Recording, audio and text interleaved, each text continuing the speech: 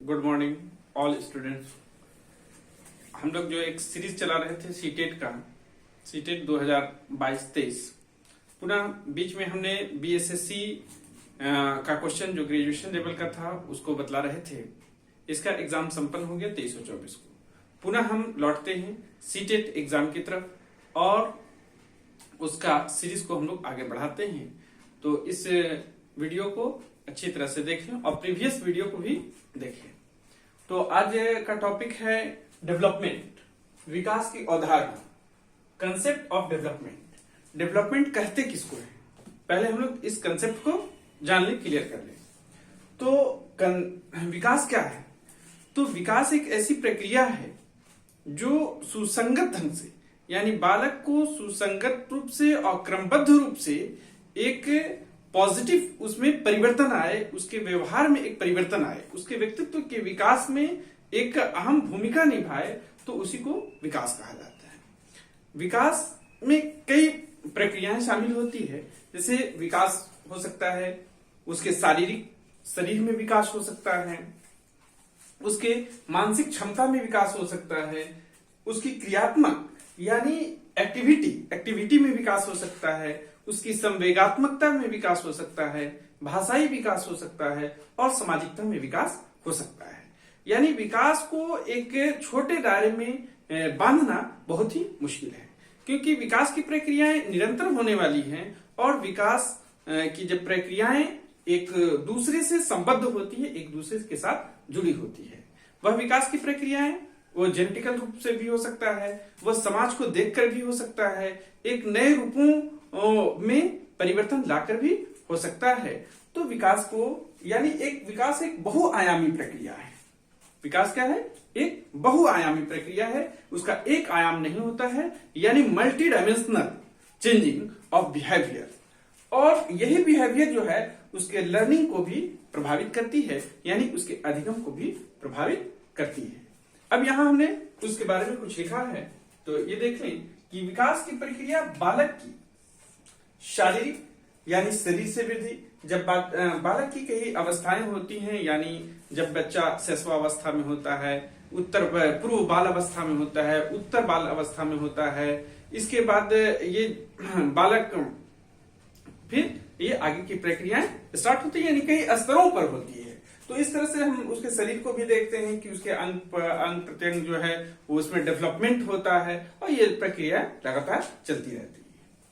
और जैसे शारीरिक विकास, तो शारीरिक विकास एक जैसे लंबाई में वृद्धि एक निश्चित समय अंतराल तक ही होता है, इसके बाद उसकी लंबाइयां रुक जाती हैं। अब शरीर जो है मोटा पतला या ये होना वो चलता है, वो उसमें इंक्रीजिंग डिक्रीजिंग होता रहता है, यानी शारीरिक विकास। मानसिक विकास, बच्चे में मानसिक विकास भी देखा जाता है।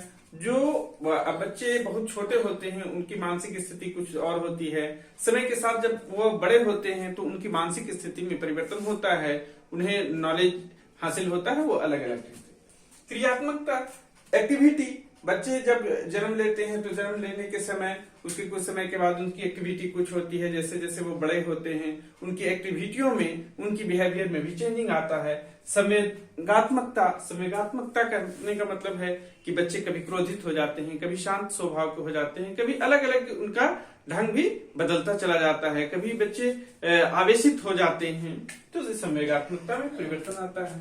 भाषाई, बच्चे शुरू में जब हम बोलना स्टार्ट करते हैं तो पूरी भाषाओं का इस्तेमाल सही रूप से नहीं कर पाते हैं, एकाध शब्दों को ही बोल पाते हैं, या उनको एक मतलब अपना वक्तव्य पूरी तरह से नहीं कर पाते हैं, जो धीरे धीरे समाज में रहकर उनका डेवलपमेंट होता है। सामाजिक विकास, समाज के साथ उनके व्यवहार में परिवर्तन होता है। अब यहाँ हम लोग और देखेंगे कि बालक में होने वाले क्रमबद्ध का मतलब है सीरियल रूप से, सीरियल का मतलब है एक के बाद एक, क्रमबद्ध एवं सुसंगत परिवर्तन, यानी वैसा परिवर्तन हो जो सही हो। ऐसा नहीं कि वो गलत डायरेक्शन में चला जा रहा हो, तो बच्चे उसमें उनके बिगड़ने का चांस ज्यादा रहता है। तो बच्चे में विकास हो तो एक सुसंगत हो, जो एक समाज के लिए भी और लोगों के लिए भी बेहतर परिणाम दे सके। परिवर्तन विकास की श्रेणी में रखा जाता है। अब अरस्तु ने क्या कहा कि विकास की प्रक्रियाएं सिर्फ मतलब एक ये नहीं होती है कि उसके विकास की प्रक्रिया सिर्फ बाहरी होती है, बल्कि आंतरिक भी होती है। तो उनके अनुसार विकास बाहरी और आंतरिक कारणों से व्यक्तित्व में होने वाला परिवर्तन होता है। कौन कौन कारणों से? यानी बाहरी कारण भी हो सकते हैं उसके विकास में, और आंतरिक कारण भी हो सकते हैं उसी में व्यक्तित्व जिसको हम लोग कहते हैं अंग्रेजी में पर्सनालिटी में होने वाला परिवर्तन है। अब मनोवैज्ञानिकों ने विकास की अवधारणाओं को उसके कई लक्षण बतलाए हैं।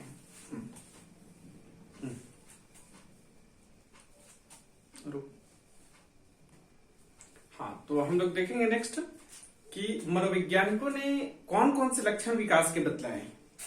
तो मनोवैज्ञानिकों ने क्या कहना है कि विकास के कई लक्षण हो सकते हैं, जिससे विकास बहुत ही लचीला होता है।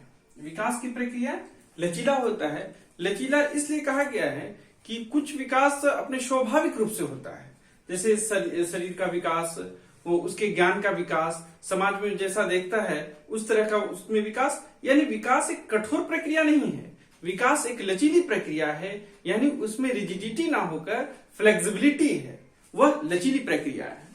दूसरा लक्षण क्या है कि किशोरावस्था के दौरान, यानी जब बच्चे किशोरावस्था को प्राप्त करते हैं, यानी उनकी उम्र जो है लगभग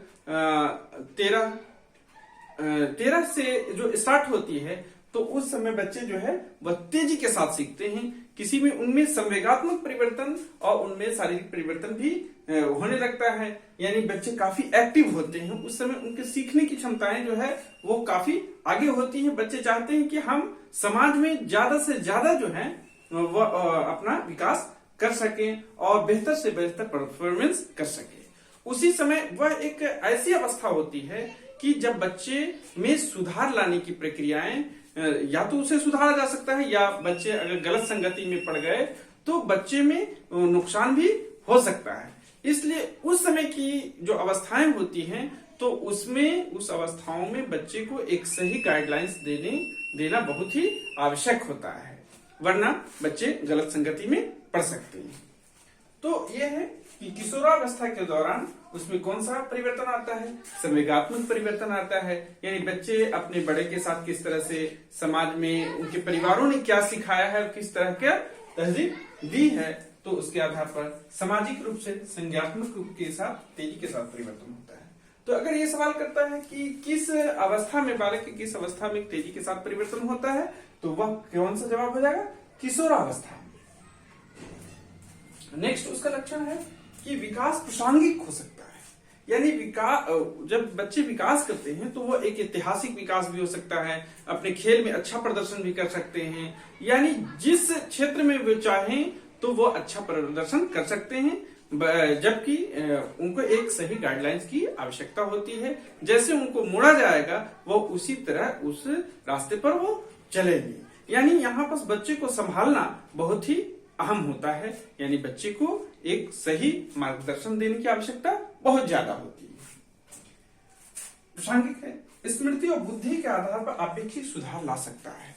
अगर वो चाहता है और उसके गार्जियन अगर चाहेंगे तो उसमें एक अच्छा सुधार लाकर एक समाज के लिए, एक देश के लिए एक अच्छा नागरिक तैयार कर सकते हैं।